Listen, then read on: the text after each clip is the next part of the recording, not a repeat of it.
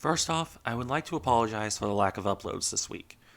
I've been focusing pretty heavily on making Friday's video into a rather longer one than average, and that's taken up a fair bit of time in script writing and the like. Here we are now, though.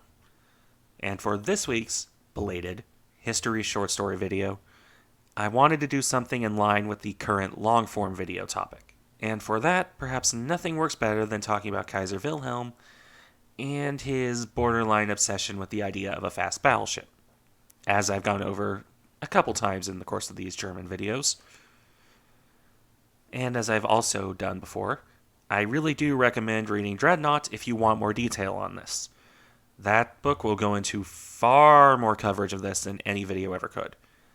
Mostly because it's a very thick boy, so if you want to read that thing, it's going to take you a while. Worth it, but it's going to take you a while. Now, I went over this a bit already in the course of the German battlecruiser/GK videos. We'll start with Tirpitz. Admiral of the Forkbeard was, for all his inclination to build up the German fleet, something of a conservative, concerned with money and with trying to keep size and cost down. The GKs? Well, Tirpitz felt that they shouldn't be expected to fight in the line of battle, because he feared it would lead to a standard type. Not the American type, but a standard type as in you mix battleships and armored cruisers into a fast battleship. You can get why he would feel this way when the Kaiser is constantly pushing and pushing and pushing for a fast battleship. Wilhelm always had something of a fondness bordering on obsession for the Navy. Part of this was because he wanted to be more like his British relations. Part of it was wanting to surpass them. Part of it was just him having a fascination with all things naval, frankly.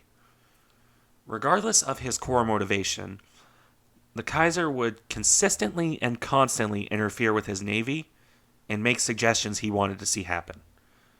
The Navy, and Tirpitz in particular, were generally fairly good at resisting these suggestions, but it did not stop the Kaiser from doing it. Nowhere is this more apparent than in his constant push for merging the big armored cruiser with the battleship. Now, this being said, the German Navy was very interested in having the GKs be capable of fighting battleships in the line of battle. As I've mentioned, they couldn't build a lot of ships. If they can have extra battleships, for all intents and purposes, why would they say no to that? Tirpitz, mind you, was very reluctant over this. Again, he was worried about the two types merging together and things like that. Generally, the Tirpitz and the Kaiser were in agreement on the Navy, especially in trying to build it up to do the risk theory thing, but they would constantly butt heads on this specific topic. Tirpitz wanted battleships to be battleships and cruisers to be cruisers. He saw any merging of the types as honestly accurate, ruinously expensive for Germany, and not worth the cost.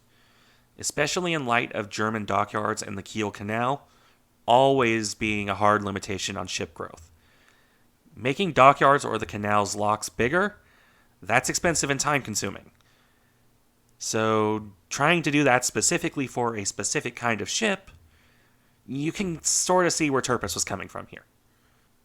Now, when he was forced into it, that is, the idea of the GKs being in the line of battle, he embraced it fully. But he just did it by rewriting the naval laws to include a few large cruisers to go along with the battleships. Well, I say rewriting, but more creatively reinterpreting, if you will. There was no room, idea, or even a term in these naval laws for a merged design. Not that this would stop Wilhelm, who once he gets an idea in his head will never stop talking about it. He kept on pushing for what he wanted. He's known to have drawn his concepts of ships on napkins or telegrams. I wish I had a picture to share here, actually, but to my knowledge, none of those sketches survive. There might be something buried in a dusty old German archive somewhere, but I don't have access to that. Are you kidding me? That aside, even as early as 1904, the Kaiser was writing in journals, under false names, obviously, about the idea of a fusion ship. He would write about how if armored cruisers were approaching the size and cost of battleships, which they very much were prior to Dreadnought changing the game completely, Why keep building the armored cruisers instead of the battleships? Kind of the exact opposite of where Jackie Fisher was going, because he saw all these armored cruisers getting as big and expensive as battleships and going, why don't we just build armored cruisers instead of battleships? Interesting to see how you have Wilhelm going in one direction, Fisher going in the other, and their respective navies generally follow along those two different tracks. One of the things Wilhelm would argue is that it'd be simpler and cheaper to just combine the designs. If the cruiser's already gaining the size of a battleship anyway, just make the battleships as fast as the cruisers, or alternatively, the cruisers as armored and armed as the battleships. It should be noted he did not want to make ships more expensive. He wanted his battleships to cost the same as the cruisers. Which, even if armored cruisers were getting more expensive than battleships, trying to merge them would not have worked so easily. But it's the Kaiser Wilhelm in particular. Let's just leave it at that. Anyway, stepping forward a bit in time from 1904 to 1905, the Kaiser's obsession with fast battleships, which had kind of waned as he wandered off onto other topics, was rekindled when he visited Italy, which is not necessarily a surprise considering the Italian penchant for making their battleships relatively lightly armored, but relatively fast. I digress, though. The Kaiser was a guest aboard the Italian flagship at the time, and during that period, the Italian captain of said ship bragged about how the latest Italian battleships, the Regina Elena class, could go up to 22 knots. Keep in mind, this is 1905 here.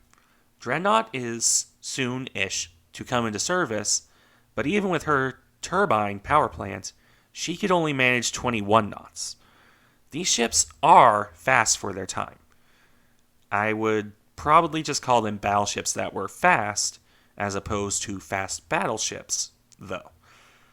If only because the difference in speed isn't really that great. 22 knots compared to an average of 1920 isn't that big of a jump. But they still shaped the Kaiser here. He came back from the visit with even more of a burning fascination with the idea of a fast battleship. He saw this as a ship that is as fast as a cruiser, if not faster, with the armor and firepower of the best battleships. You can see this later on in the GKs, because they came very close to what the Kaiser wanted them to be. Slightly lighter armor and firepower than a contemporary battleship, but much faster.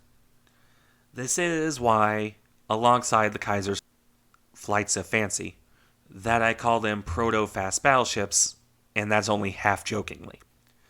This being said, the GKs remained as large cruisers to the German mindset.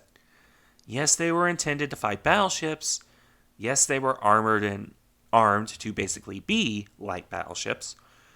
The Germans never forgot that they were not battleships, however much they came close.